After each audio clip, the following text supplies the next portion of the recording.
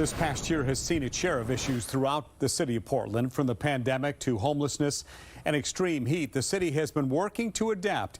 And one person who has been asked to weigh in on all of it is Multnomah County Chair Deborah Kafoury. Now, right now, the field of potential 2022 gubernatorial candidates is growing and could be crowded. So is Kafoury considering a run for that? This week, Willamette Week sat down with her to talk about the problems plaguing Portland and ask her that very question. And joining us to talk about the issues, Willamette Week news editor Aaron Mesh. And Aaron, thanks for being here.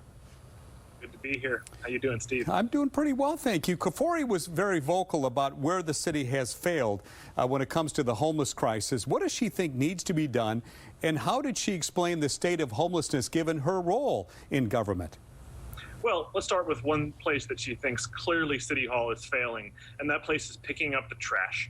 She says that homelessness is a thorny issue with many parents that have created this scenario. There's mental illness, there's poverty, there are rising prices of housing in this city.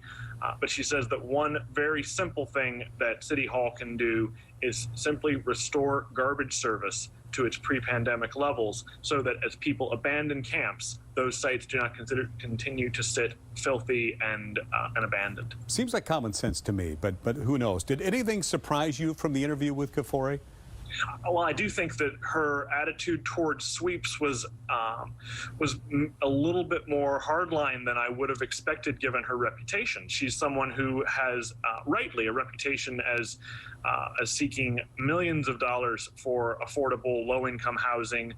She probably has done more to secure funding for homeless people in this city than any other local elected official since the death of Nick Fish.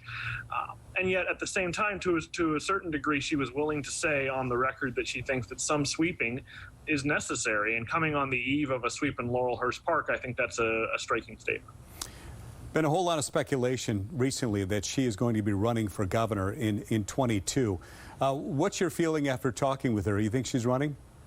Well, the governor's race is a game of musical chairs, both in the GOP and in the Democratic Party. It's the first time in 25 years that someone who hasn't previously held the office isn't running. So that means that that on the Democratic side, you have very likely in the race Tina Kotek, Nicholas Kristof.